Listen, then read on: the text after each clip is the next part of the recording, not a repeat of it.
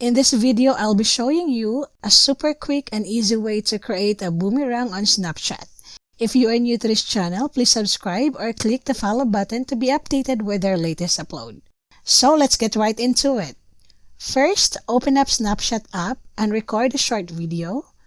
To make a boomerang, try moving the camera or have someone in the video move in one direction and then back again to create that awesome loop effect. Now, at the bottom right of the screen, you'll see a little arrow inside a circle.